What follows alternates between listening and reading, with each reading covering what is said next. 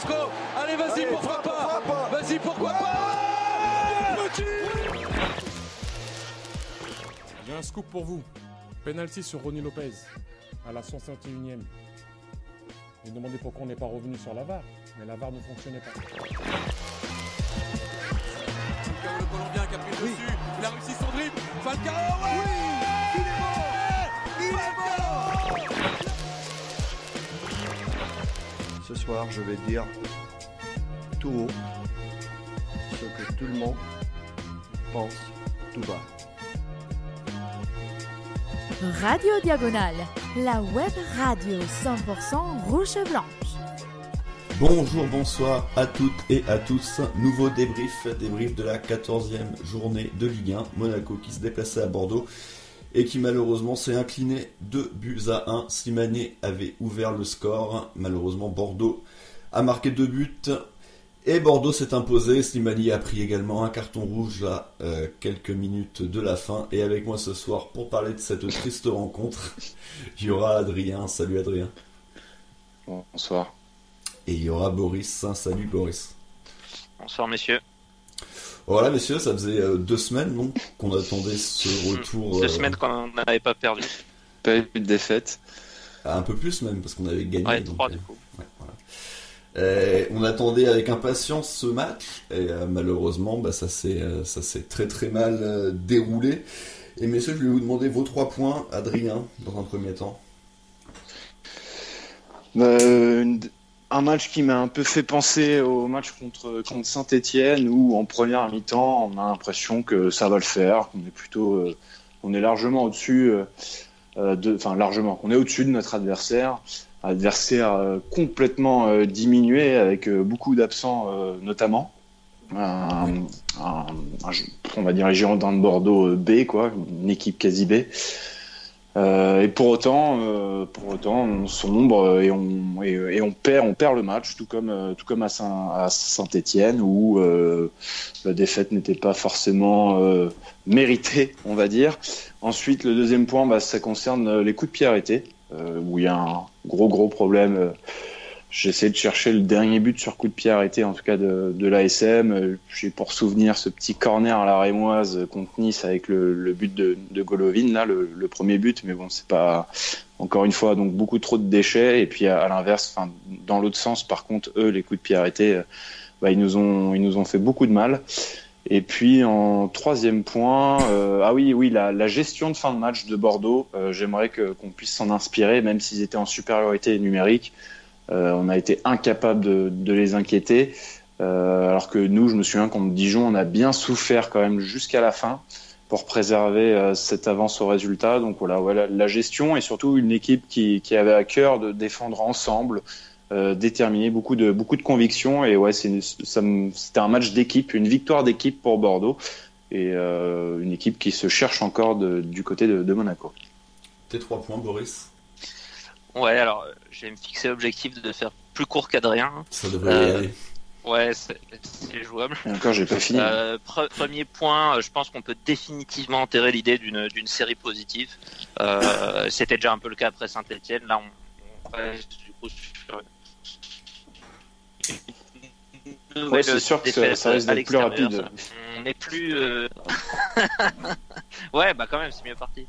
Et voilà, ce que je veux dire, c'est qu'on est sorti du statut d'équipe nulle, mais on n'est pas devenu une équipe forte. On est devenu une équipe moyenne, malheureusement. Le deuxième point, c'est un point particulier sur Slimani. On l'a souvent encensé. C'est peut-être la première fois ce soir. On va pouvoir un peu le traiter dans le mauvais sens. Malgré son but, il nous a quand même condamné ce soir dans un match moyen, mais à peu près qui se dirigeait peut-être vers un nul. Et puis troisième point, je vais reprendre la tradition de Rome. Je vais faire du hors foot et même du hors Monaco. Un petit point pour les Lakers qui font une très belle saison, un très beau début de saison, qui sont premiers de leur conférence, 14-2. Ah mais laisse-le kiffer un peu, ça lui est pas arrivé depuis tellement longtemps. Ça fait quand même quelques saisons que c'était pas le cas, donc voilà. Et comme je sais pas si je pourrais toujours fanfaronner en mai-juin, j'en profite maintenant. Ouais, t'inquiète pas, on te le rappellera quand les Clippers vous humilieront en finale. De mon côté, mes 3 points, ça sera le duo d'attaque qui est en baisse. Alors oui, Slimani, certes, en plus d'avoir fait un match plutôt moyen et surtout plutôt tendu, je l'ai trouvé du début à la fin, nous coûte évidemment très cher avec cette expulsion, mais même Ben Yedder est quand même un petit peu moins en verve et moins efficace dans les derniers gestes qu'avant. Maintenant, ça va faire à minima 3 rencontres de suite qu'il ne marque pas.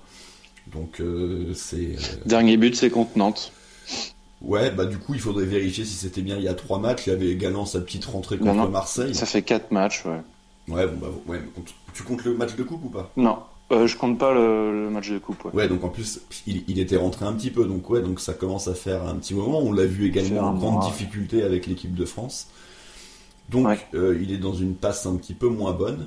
Mon deuxième point, c'est un point évidemment habituel sur la défense. Mais c'est pas tant la défense sur la globalité du match qui est relativement solide, on va dire, en tout cas cet après-midi. Mais par contre, c'est toujours cette faculté à faire des erreurs monstrueuses. Alors là, c'était pas Glick ou Jemerson, comme beaucoup s'amusent à le répéter. C'était Badiachil, donc on va certainement moins en entendre parler. Il n'empêche que le premier but, il est complètement pour lui. Qu'il a également failli coûter un deuxième but avec ses pertes de balles habituelles, un petit peu rocambolesques. Voilà, en tout cas, il y a un gros problème, parce que qu'on mette l'un ou l'autre, il se passe toujours pareil. Aujourd'hui, c'était Badiachil, et ça fait beaucoup trop. Et enfin, mon dernier point, ça sera par rapport au banc, qui en fait a eu absolument aucun impact, que ce soit les entrées en attaque d'Augustin ou Baldé, et même la rentrée d'Aguilar. On peut s'attendre avec le banc qu'on avait que ça apporte 2-3 choses intéressantes, et au final il s'est rien passé. Voilà, messieurs, on va pouvoir maintenant attaquer le match à proprement parler, et comme tu le disais, Adrien, Bordeaux était amputé de beaucoup d'éléments, 7 ou 8 je crois, à contrario Monaco, pour une des rares fois de l'année, on était vraiment à 100%, à l'exception d'Adrien Silva. Et de Pellegrini aussi. Ouais, mais je les compte plus. Ah oui, tiens, on aurait dû faire un point qui était sur la voie de la guérison, et malheureusement... c'est cool. Il manquait Bosquilia aussi. Bosquilia le crack. Si je peux me permettre. Je pense que c'était le squat de trop pour Pellegrini. Il a fait la règle de trop, là. Ouais, c'était la règle de trop. Ouais, et beaucoup de cadres qui manquaient, notamment de dernière minute, avec les absences conjuguées de Koscielny et Briand. Et puis ajouter à cela, après je pense que c'était mieux pour eux que Youssef Aïd Benasser soit en tribune et que ne puisse pas jouer. Mais voilà, tu l'as dit, c'était notamment je l'évoquais dans mon premier point, beaucoup d'absents, une équipe quand même bien remaniée, et ça s'est senti même au niveau du début de match où ils avaient un petit peu de mal à se trouver et on semblait quand même nettement supérieur. Et pour autant, nous, on n'a pas réussi à gagner. Donc, une compo classique dans la lignée de ces dernières semaines. À noter le retour de Bakayoko au milieu. Et donc, Lecomte dans les cages. En défense, c'était Maripane qui occupait la position axiale, centrale. À ses côtés, Benachil et et Jemerson qui faisait son retour de suspension.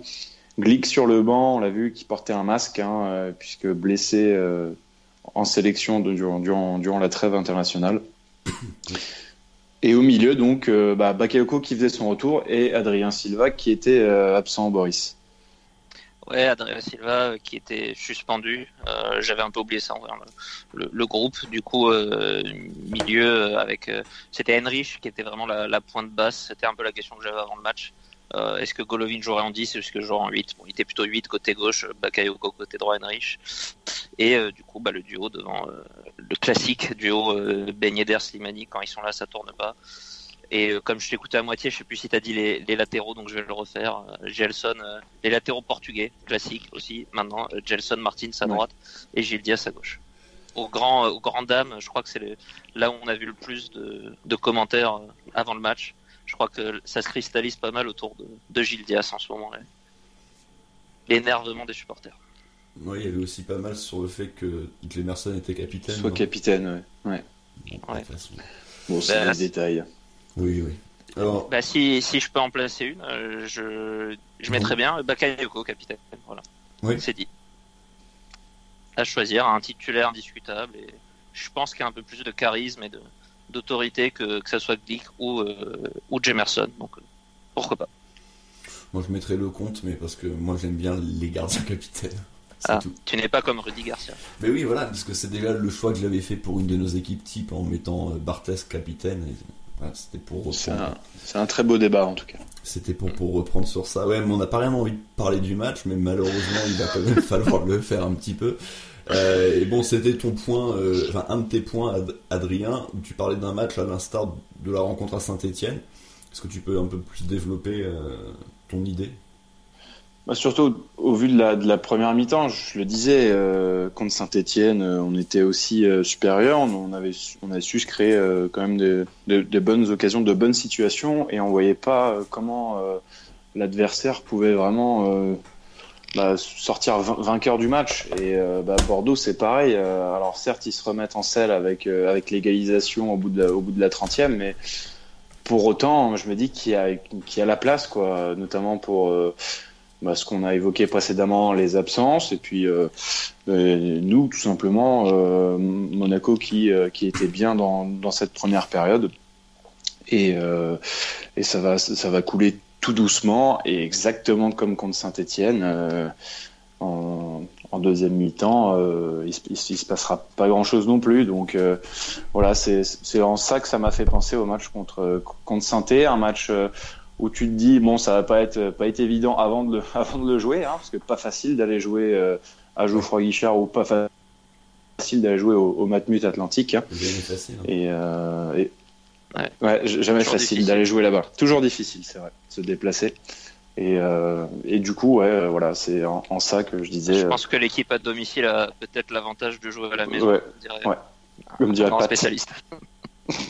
Pas Pat de Radio Diagonale. Non. Patrick de l'OGC Nice.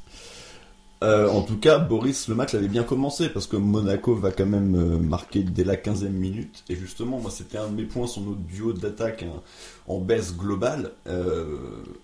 Ce qui est vraiment dommage, c'est que quand on arrive vraiment à voir ces trois joueurs même, parce que je vais englober avec Golovin, jouer ensemble, on arrive encore à trouver des vraies bonnes solutions. Malheureusement, elles ne sont que trop rares dernièrement. Ouais, en fait, il y a très peu d'alternatives à ces trois joueurs, hein. Il y a parfois Gelson qui arrive à tirer son épingle du jeu, mais grosso modo, sinon, je pense que 95, si c'est pas plus, % de nos occasions, de nos situations, de notre jeu passe par ces trois joueurs-là, et à peu près uniquement par eux. Donc voilà, c'est à peu près la seule occasion où ils se sont illustrés tous les trois. Même si Ben Yedder est peut-être un petit peu chanceux dans sa remise, je sais pas à quel point c'est exactement ce qu'il veut faire, mais voilà, c'est encore par eux que ça passe, avec c'est surtout Golovin et Slimani, hein, qui sont très inspirés sur l'action, avec vraiment encore une finition très propre de Slimani. Mais oui, à ce moment-là du match, on se dit pas forcément on part pas forcément sur cette thèse du déclin, du coup, parce qu'on voit encore ces trois joueurs-là impliqués, mais on va voir que c'est pas loin d'être la seule et unique fois du match où on va vraiment retrouver les trois joueurs à la baguette. Oui, c'est vrai qu'on les a, comme on l'a dit, voilà, on les voit moins, et même quand on les voit, c'est souvent plus imprécis dans la finition, même si là Slimani finit pour le coup à la perfection. Malheureusement, derrière, Adrien étant parlé, c'est les coups de pied arrêtés, et Monaco qui va se faire égaliser sur un coup de pied arrêté sur un corner, une nouvelle fois des Monégasques attentistes. Ouais, même avant ça, je crois qu'on a un corner en fait au final pour nous, et mal négocié, ce qui engendre un contre, oui, où Maja avec un petit dribble se présente quasi seul, mais il y a un bon retour d'Henriks qui contre, et la balle file juste au-dessus des cages, et donc s'ensuit ce fameux corner de demi-heure de jeu, où Pablo vient couper la trajectoire. Donc je suis presque, ils font des envieux, ces défenseurs qui parviennent à marquer, parce que nous on n'y arrive pas, en tout cas, c'est sûr, sur corner. Et puis à noter également la détente, on va dire, qui se rate. Diachil, juste un poil trop court, au mauvais timing, au niveau de l'impulsion, il saute pas au bon moment. Et la balle lui passe juste au-dessus et Pablo place admirablement bien sa tête dans le petit filet. Et le compte ne peut que constater les dégâts. Parce que c'est vrai, Boris, sur le papier quand même, on a plusieurs joueurs, en tout cas de grands gabarits. On en a 4 ou 5 qui sont aux alentours des 1m85-90. On est censé avoir quand même un plutôt bon tireur de coups de pied arrêtés avec Golovin. Malheureusement, en fait, très peu de coups de pied arrêtés sont réellement dangereux pour l'adversaire. Ouais, notamment les corners, parce qu'au final, je pense que les coups de pied arrêtés qui ont failli être intéressants pour nous aujourd'hui, c'est un peu les coups francs, où il y a eu une espèce de combinaison à 2 francs, où je sais pas qui décalait Golovin qui mettait un petit piqué second poteau et une remise de la tête. La première, notamment avec Maripane, qui remet vers Badiachil et pas loin de passer, elle était pas mal jouée. Mais sinon, c'est vrai qu'en fait, je pense qu'on a des joueurs grands et qui, du coup, par défaut, sont un peu bons de la tête, mais qui sont pas très agressifs. Je pense à Badiachil, à Maripane.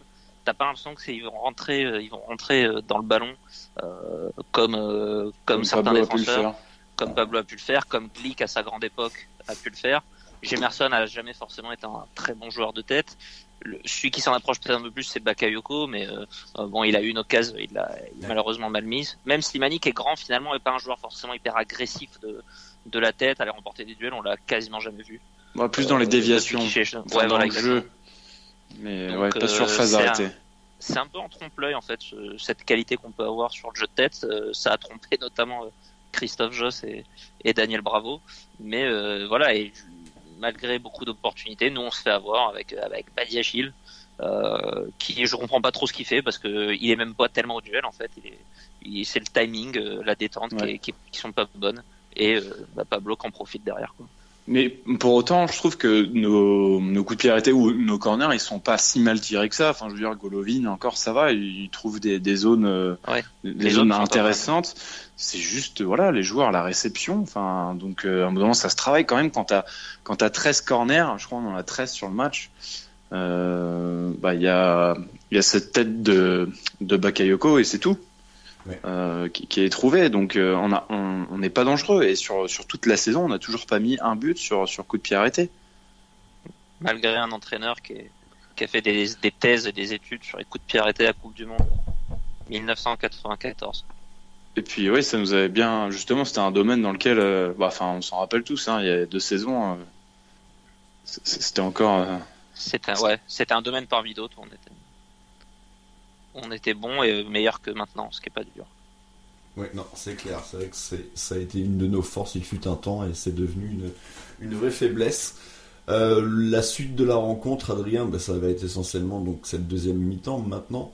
On rentre plutôt bien. Ouais, voilà, c'est ce que justement, il y a cette série de corners. On est plutôt bien, en tout cas, dans les intentions. Rien ne laisse présager un tel déclin. Donc on parvient pas à concrétiser nos occasions, nos situations, et puis Bordeaux reprend un petit peu du poil de la bête, mais je trouve qu'ils sont pas très offensants, en tout cas. Il y a que par le biais des coups de pied arrêtés ou avec Depréville, où lui était vraiment en jambes aujourd'hui, et ça va, il se passe plus grand chose, et puis à la 69e, donc un petit peu avant, il y a une faute d'Henriks sur Depréville qui s'apprêtait à armer à l'entrée de la surface, qui donne du coup un coup franc. Coup franc que va botter Depréville, et c'est le point Boris, c'est Islam Slimani. Ouais, le point il commence même peut-être un peu plus tôt, parce que j'ai trouvé qu'il sortait de son match. Alors il y a eu ce super but, on l'a dit, mais on l'a vu prendre un carton un peu stupide, qui n'était pas en plus sa première altercation avec Monsieur Millot, parce qu'il y avait eu ce moment où il avait aussi fait un petit peu d'anti-jeu en dégageant le ballon assez loin. Donc il s'est mis assez vite dans le radar de l'arbitre, il a pris un jaune stupide pour contestation, et puis là il vient faire cette main. Alors c'est pas vraiment une main, c'est un bras, mais le geste est quand même suffisamment évident pour que c'est pas un geste de protection, quoi. Ça ressemble vraiment au geste d'amplification de la surface pour toucher le ballon. Ça ressemble au geste de Kipembe. Ouais, Pour moi, c'est exactement pareil. Ouais, un peu, ouais. Parce que non, mais je pense je vois que ce sur que la tu main, veux dire. ça tape sa tête. Hein. Je pense qu'il y a sa tête. Kimpembe, j'avais plus l'impression qu'il se protégeait, mais ça date un peu. Hein, La main était plus haute de Kimpembe. Ouais. Bref. Ouais, elle était plus haute. Non, mais C'était vraiment le coude au-dessus de la tête. À l'époque, quoi, c'est tout. C'est juste pour dire ça. Ça te fait plaisir. Ouais, ça me fait beaucoup plaisir parce que là, pour le coup, il n'y a rien à dire. Il y a penalty pour Bordeaux. Je pense qu'on est tous d'accord sur ça. Ouais. Après, c'est juste la double peine, quoi. Enfin, il applique le règlement à la lettre. Oui. Mais c'est là où on peut que. C'est finalement ce premier carton qui met vraiment dans le pétrin. Où au final, il vient juste parler, mais c'est un joueur entier. Enfin, sur le terrain, ça fait partie du jeu, du personnage, du joueur qui est comme ça, mais sans pour autant avec de la véhémence. Il va s'adresser auprès de Monsieur Millot, il se rapproche juste de lui, je sais pas, il vient juste parler, il n'y a pas de mots déplacés ou quoi que ce soit, mais il prend un carton parce que tu l'as dit, Boris, il est un peu dans le radar, c'est peut-être pas la première fois qu'il vient parler. Et peut-être que l'arbitre en avait marre, donc il a sorti un carton et il se prend un deuxième jaune. Donc c'est déjà la 6e expulsion depuis le début de saison. Peut-être que l'arbitre a reçu des consignes aussi je pense. Monaco, et qu'il y a quand même un complot national pour couler le club. Voilà. À un moment donné, il y a Pascal Garibian qui a passé les consignes. Le complot. Exactement. Penalty qui va être transformé, très bien tiré d'ailleurs par Depréville. Le compte part du bon côté, mais elle est vraiment trop bien tirée pour qu'il puisse la sortir. Et la fin du match qui va se terminer un petit peu sur un faux rythme, Boris, des Monégasques certes réduits à 10, Jardim qui va faire un changement en passant à 4 derrière, mais comme je l'avais dit également dans mon dernier point, il va plus rien se passer et c'est en partie dû au banc qui va rien apporter en fait. Ouais, on aura du mal à se procurer quoi que ce soit, à part un petit peu il y a quasiment que le talent de Golovin, Bakayoko et Ben Yedder qui parfois vont permettre de se procurer des occasions, mais collectivement, exactement. Il y a plus rien à ce moment-là. Les solutions du banc, c'est marrant parce qu'en plus c'est Adrien, je crois, qui nous a posé la question sur notre chat pendant le match. Vous ferez quoi comme changement? Et moi, j'étais pas méga inspiré parce qu'on n'avait pas des options forcément très intéressantes. Il y avait Fabregas, mais Fabregas, c'est pas quand t'es à 10 que t'as envie de le faire jouer parce que c'est un joueur qui a déjà suffisamment peu de volume. Quand t'es à 11, ça peut aller. Quand t'es à 10, ça devient un vrai handicap. Quand il est protégé, surtout, ça peut aller. Ouais, c'est clair. Ouais. Mais là, clairement, à 10, je l'aurais pu faire entrer. Après, oui, il faut bien tenter Baldé et Augustin. Reste à voir sous quelle forme. La défense à 4, moi, ça me semblait évident. Après, finir avec les 3 devant, c'est toujours un peu la même histoire. Oui, tu accumules les attaquants devant, mais en même temps, t'as plus personne pour leur acheminer le ballon. Donc, au final... Cette question-là de qu'est-ce que vous faites finalement, parce que c'était un moment du match où on était encore à 11 contre 11, mais je sentais qu'il se passait plus rien. C'était un essoufflement même tactique au niveau des schémas, des combinaisons. Il se passait vraiment plus grand-chose. On est trop dépendant de l'entente entre les 3 devant. Et du coup, je demandais qu'est-ce que vous ferez. Tu avais suggéré même de changer de système, et je pense que c'était peut-être le moment effectivement d'apporter quelque chose de nouveau, un partout. Voilà, tu changes un truc au moins. Parce que je voyais vraiment un essoufflement. On tombait dans l'ennui, on était presque paralysé, il se passait plus grand chose. Donc c'est en ça que j'aimais bien ta solution, peut-être de changer. Mais bon, après les plans sont aussi contrecarrés avec cette histoire d'expulsion, et là on va repasser à 4. Ouais, moi je serais déjà passé à 4 peut-être plus tôt. Oui, avant, oui. Parce que encore une fois, on n'a pas beaucoup de monde au milieu ou sur les côtés finalement à faire rentrer. On a des Baldé, Augustin qui sont intéressants, mais qui peuvent être intéressants. Mais Nikoro aussi qui peut être intéressant. Henry, mais toujours ce qu'il y a, c'est que c'est compliqué de sortir Ben Yedder ou Slimani tant qu'ils sont aptes. Et qui sont sur le terrain, quoi. Tu te dis Slimani à la fois par son abattage et Ben Yedder, même si il est beaucoup moins présent dans le jeu, il a une telle qualité de finition qu'il suffit qu'un ballon traîne. Je pense à son but en toute fin de match contre Rennes. Lui aussi à 10, je me suis posé la question parce que pour le coup, il court quand même moins que les autres, il a beaucoup moins de volume. Donc je trouve un peu emprunté. Ouais, ça peut se défendre. Après, par contre, c'est un des rares qui a un coup de patte et qui peut encore. Et il a failli le faire.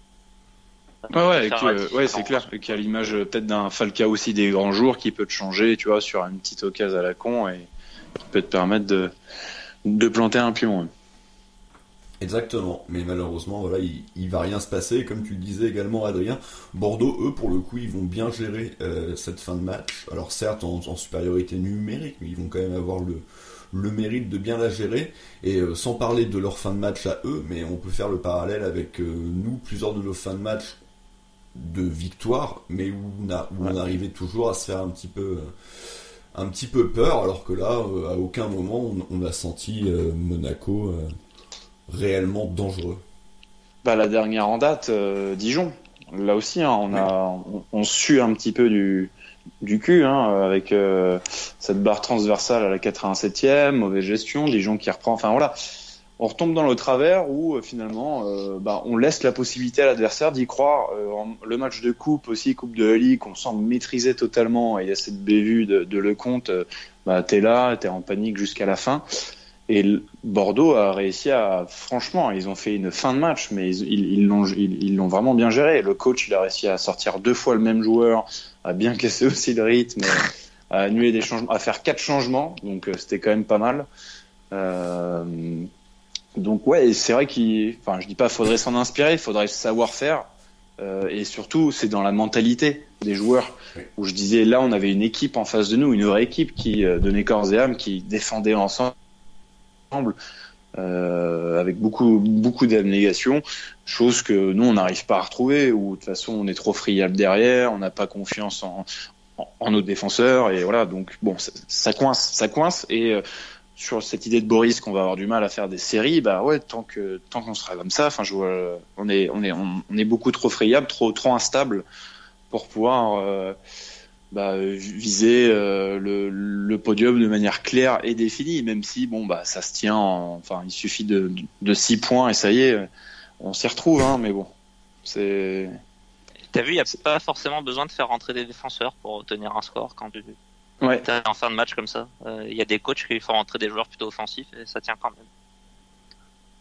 C'est du poste par poste après, mais bon. Oui. Mais oui, et puis ils sont un de plus, donc après c'est... Ouais, c'était plus simple de faire circuler, mais tu vois, nous, je pense même qu'à 11 contre 10, on n'aurait pas aussi bien fait circuler, on aurait été peut-être plus joueurs que Bordeaux, qui a vraiment bien géré. Je suis d'accord. Et voilà, et puis revenir juste sur le banc, sur l'apport du banc et de ces joueurs qui ont rien apporté, quoi. Enfin, franchement, même je les ai pas vus courir, faire des fautes bêtes. On sait qu'Augustin, il a pas un QI foot intelligent, provoque des fautes à la con. Keita Baldé, j'ai cru que c'était lui qui venait d'accoucher. En fait, non, c'est bien sa femme. Bref, voilà, le gars, il court pas non plus. C'est terrible. Le plus gros sprint qu'il a fait, c'était pour accompagner Slimani au vestiaire. Je sais pas si tu l'as vu. Ouais. Mais à part ça, voilà, il est super bien dans l'équipe, bonne mentalité, super, top. T'as vraiment l'impression du mec en bout de banc à NBA qui est là, qui fait tourner les serviettes, qui se lève sur chaque 3 points. En l'air sur les 3 points. C'est vraiment le glue guy, quoi. Ouais. C'est pas faux, il y a un petit peu de ça malheureusement. En tout cas voilà, Monaco s'incline 2-1, Monaco qui donc est 14e, c'est ça messieurs? En attendant les rencontres en cours. Ça devrait pas changer là ce soir, je crois. 24 toutes les équipes derrière ont toutes joué. Donc, Lyon a repris 3 points. Bon, voilà. On verra ce qui peut changer, c'est l'écart qu'on aura avec les équipes devant nous, quoi. Oui, Bordeaux est sur le podium quand même. C'est fou le niveau de l'équipe de Bordeaux ce soir, c'était... Bordeaux, ces équipes-là, comment elles font pour être placées là, quoi. Bref, je suis jaloux, voilà, je le dis. J'aimerais bien qu'on gagne de la réussite, qu'on gagne à 11 contre 10, bref. Franchement, le niveau de Bordeaux ce soir sur le terrain, c'était terrible. Les mecs avaient même Cafou et Calou sur les côtés. Saint-Étienne avait à peu près leur équipe face à nous quand même. Et, c'est une équipe qui a des défauts, mais là ce soir on perd contre l'équipe B de Bordeaux presque. C'est terrible. Tous les joueurs qui manquaient. C'est vrai, c'est terrible, mais malheureusement c'est une défaite. On va passer au prestat individuel rapidement, messieurs, votre homme du match, si vous en avez un, encore une fois. Celui pour qui je ferais une mention sympathique serait peut-être Golovin, qui était actif, qui a donné 2-3 bons ballons. Ça suffit pas forcément, mais je trouve que lui, il n'y a pas forcément beaucoup à redire contre lui. Il a trop mal dans son rôle. Et si les autres suivaient derrière, ça tiendrait à peu près la route. Comme toujours, il est dans pratiquement tous les coups offensifs. Et sinon, l'autre mention, mais je pense que je vais te la laisser, Rome, c'est pour Baka. Non, pour le coup, tu vois, j'avais la même mention. J'avais Golovin aussi, que j'ai trouvé un petit peu au-dessus du lot, un petit peu plus présent. Mais oui, après Bakayoko, ouais, il y a eu 2-3 choses intéressantes. Après, il faut pas oublier que pour le coup, ça faisait un petit moment qu'il n'avait pas joué. C'est pour ça qu'il finit pas le match non plus. Donc il finit pas le match. Pour le coup, voilà, il fait pas un mauvais match, mais un match, un de ses moins bons depuis qu'il est revenu, malgré tout, je trouve. Voilà. Il y a cette petite chevauchée un peu folle en fin de match, mais qui aurait été certainement rappelée au VAR de toute façon. Ouais, je pense. C'est vrai qu'il emporte un petit peu tout. Après, bon, voilà. Mais sinon, il n'y a pas eu grand chose. Ouais, cette tête un petit peu douteuse aussi en première mi-temps, où il est un petit peu surpris peut-être que le ballon lui arrive, mais il y a quand même matière à faire beaucoup mieux. Mais sinon, voilà, Golovin. Et pour le flop, Adrien, est-ce que Slimani, mais en même temps c'est compliqué parce qu'il est buteur, je sais pas. Ouais. Non, moi je mettrais Gelson Martins en flop. Ouais. Sur ce match. Où il n'y a pas de bon centre, des mauvais choix techniques aussi, où il se fait reprendre à la course, où il doit jouer des fois à une touche. Enfin, voilà. Après, je sais que ça doit être épuisant pour lui de faire l'essuie-glace, hein, mais bon. Pour autant, j'attendais plus de lui. Je pensais qu'il avait assimilé un peu ce nouveau rôle, ce nouveau poste. Mais ouais, sur ce match, je suis bien déçu, même de nos deux latéraux, mais je n'ai pas envie de parler de l'autre, donc voilà, ouais, Gelson, et puis voilà, ouais. Boris. Ouais, bah si vraiment fallait en mettre un, je mettrais quand même Slimani. Après, Badiachil, t'en as déjà parlé. Mine de rien, voilà, sur 2-3 situations, c'est quand même hyper limite. Et puis, il n'y a pas eu de glissade décisive. Non, mais il y a une perte de balle quand même, qu'à un moment donné, c'est bien sauvé par le coup derrière, mais... Après, ouais, Diaz, c'est pas bon, Martin, c'est pas bon.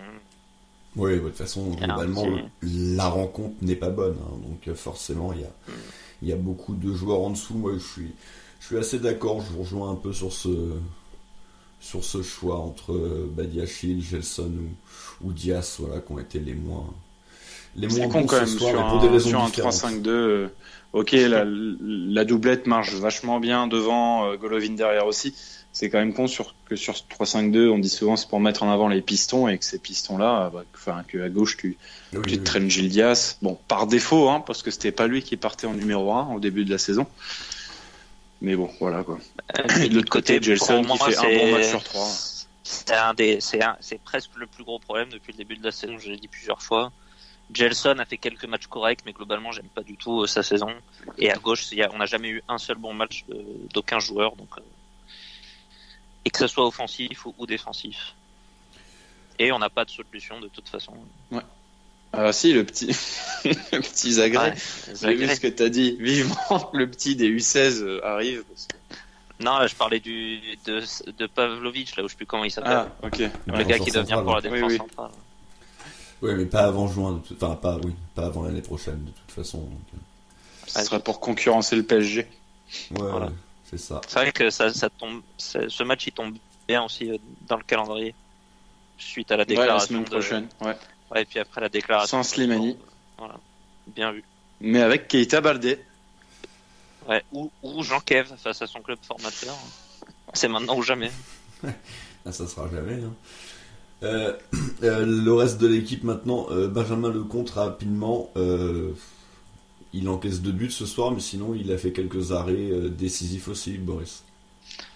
Ouais, un arrêt notamment réflexe, alors je sais pas quelle est la part de réflexe, la part de chance en première mi-temps, sur coup de pied arrêté, la frappe, la reprise à l'entrée de la surface. Ouais. Les buts, il y peut pas grand-chose. Ouais. Voire rien. Un penalty, ouais. Il part du bon côté, mais bon, il est bien tiré. Donc ouais, il y a rien d'autre à lui reprocher. Donc c'est pas le plus à incriminer ce soir. Pour ce qui est de la défense, bon, Gelson, on en a parlé, plutôt une déception. Badiachil pareil. de l'autre côté on s'en fout. Donc Maripane et ah non mais je peux plus lui, donc non mais je te rejoins. C'est plus possible. Maripane et Jemerson, messieurs, quelques mots peut-être. Maripane dans l'axe sinon rien. Oui. Déjà. Après, j'ai bien aimé, encore une fois, je me souviens, on avait débriefé aussi son match contre Marseille, où il était titulaire en coupe. Et il y a eu quand même des bonnes passes, des transversales. Je trouvais que dans les transmissions, c'était correct. Ouais. Voilà, après, il est quand même un peu à la rue, quoi. Puis en fait, moi, je trouve... Alors, c'est pas forcément une mauvaise chose, hein, mais en fait, je ne le vois pas, ce joueur. Ouais. Je lui en veux un peu je trouve qu'il se planque. Glick, on le voit. Alors, on le voit faire des conneries aussi. Hein. Mais Glick, je sais pas, je le vois dans l'impact, toujours avec ses dégagements. Bon, voilà. Mais tu le vois, quoi. Maripane, il plus passe discret. Le match comme un... Ah bah ouais, mais là, c'est même plus être discret. Alors, ça peut être une bonne chose parce que t'es en train de dominer énormément et que tout se passe bien. Mais en l'occurrence, c'est pas trop le cas, donc... Ils ont pas eu tant besoin que ça de défendre. Moi, j'ai la même chose à dire sur Jemerson, mais j'ai pas eu l'impression d'avoir tant vu que ça. Ah non, mais pour le match d'aujourd'hui, Jemerson peut-être. Maripane, c'était plus quelque chose d'un peu plus global en fait que la rencontre, particulièrement de cet après-midi, quoi. Sur ce match, ils ont quasiment pas eu besoin de défendre. Hein. Oui, non, c'est pas faux non plus. À part à la fin, sur le dernier quart d'heure, où Bordeaux se crée plusieurs situations. Mais... C'est pas faux non plus. C'est vrai que Maripane, c'est beaucoup à la relance, où t'as l'impression qu'il veut pas trop prendre ses responsabilités, qu'il se cache un peu. Et je le repère parce que j'étais un peu ce genre de joueur là aussi quand je faisais du foot. Mais bon, pour un professionnel, attention ça à fait la un peu comparaison. chier, quoi. Ouais, non, mais ouais, ça fait un peu chier, quoi. Tu sens, et je sais plus si c'est Joss ou Bravo qui l'a remarqué aussi à un moment donné, tu sens qu'il fait exprès de sorte qu'on lui passe pas le ballon à certains moments, parce qu'il se sent peut-être pas à l'aise pour le gérer derrière. Ouais. Je crois que c'est un moment où ça doit être Henrich qui du coup doit la remettre en retrait à le compte. Et bon, ce qui est dommage parce qu'en plus, Adrien l'a dit, il y a une ou deux fois où il a eu quand même des ballons à gérer, il a fait des passes plutôt correctes. Laisse-le finir, c'est pas grave. C'est un match correct de sa part, mais il faudrait qu'il monte quand même en agressivité. C'est bon, j'ai fini. Non, c'est pas ça le souci, c'est que par moment, t'as des petits problèmes de... Tu disparais et je vois déjà les petits trolls qui vont commenter, dire que t'as toujours pas de connexion internet ou des trucs comme ça. Je pense qu'on peut dire que ça saccade un peu par moment. Ouais. Ça saccade. C'est pas très grave.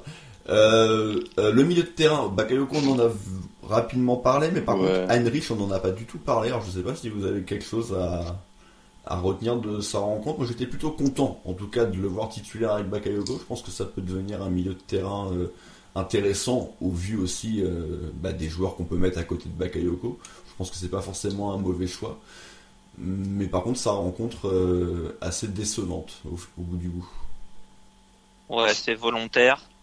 Mais c'est assez brouillon, il maîtrise pas forcément le poste, il fait pas des grosses différences, c'est pas un boulet comme ça a pu être à certaines périodes, voilà, il peut faire le nombre dans le 11, mais c'est très moyen. Ouais, je suis assez d'accord. Est-ce que tu as quelque chose à rajouter, Adrien, vu qu'on n'en a pas parlé? Bon, comme d'habitude, et c'est un peu comme son match contre Saint-Etienne, voilà, il est trop inconstant. Ouais, ça m'a marqué. Ah oui, c'est parce que c'est encore un match qu'on doit pas perdre, quoi. Bah bref, oui, mais après, c'est jamais facile d'aller jouer à Saint-Etienne. Ouais. Mais beaucoup trop inconstant dans un match, quoi. C'est-à-dire que des fois, il va faire des choses très bien, puis vraiment des trucs cata aussi. Donc, bon, le jour où il sera régulier, ce sera peut-être un joueur intéressant. Ouais, je suis assez d'accord. Je trouve qu'il y a un petit manque de maîtrise par moment, une agressivité, mais toujours un peu en décalé, rarement dans le bon timing, ce qui lui font commettre pas mal de fautes.